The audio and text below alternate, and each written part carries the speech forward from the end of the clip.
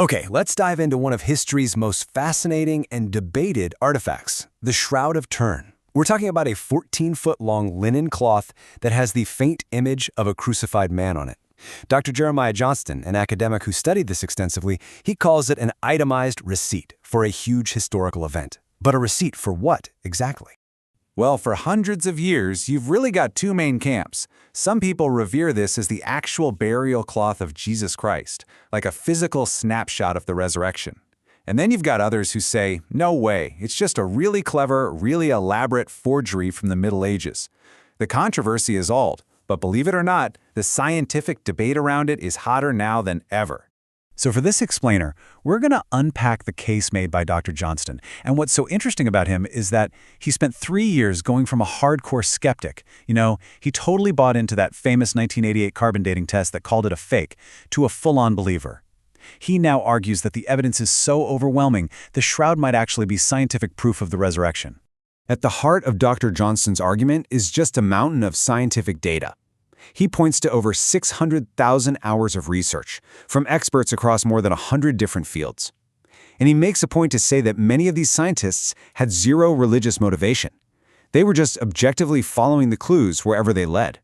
So, according to Johnston, things really took off back in 1976. Physicists at Sandia Labs were playing around with a photo of the shroud and a device called a VP8 image analyzer. It's a machine that can translate 2D images into 3D topography. And they found something that just shocked them. The image contained three-dimensional, holographic data. Johnston claims that no other two-dimensional image on the planet has this property. Then, of course, there's the blood. The stains on the cloth have been identified as real human blood, specifically type AB. Now, Johnston points out that this is a pretty rare blood type, but it's more common in Semitic bloodlines. And here's the real kicker.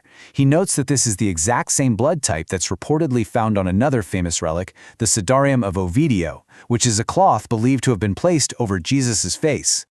Dr. Johnston also argues that the cloth's entire travel history is basically written in its fibers. He brings up the work of a criminologist, Max Fry, who analyzed microscopic pollen spores found on the shroud. Out of 58 different types of pollen, get this, 38 of them are from plants that only grow and bloom in the Jerusalem area during the spring, right around Passover. The other 20 types of pollen trace the cloth's known journey through history.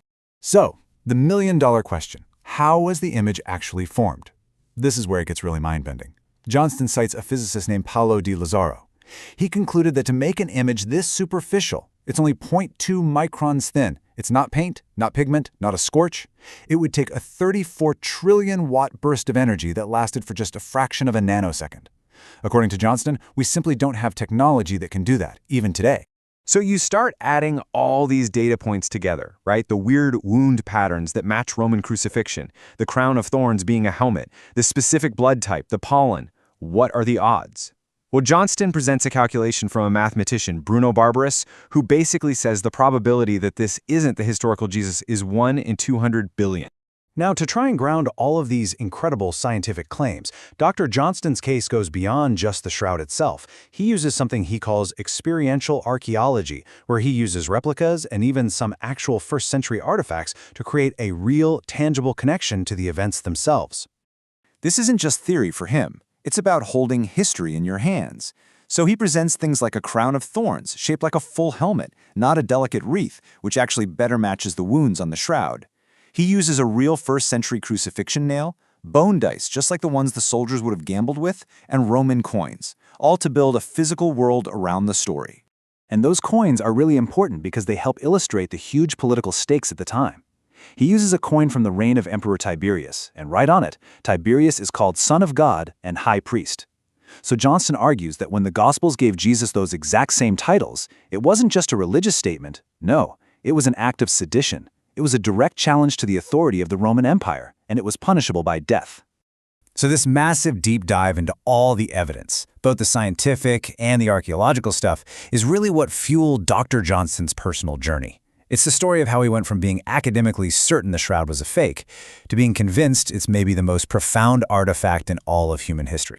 He lays out this methodical 3-year investigation.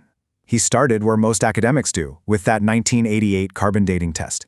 But as he started interviewing the scientists and looking at the raw data, he became convinced that the original test was compromised. He cites new research that suggests the sample they tested wasn't even the original cloth, but part of a medieval patch used for repairs.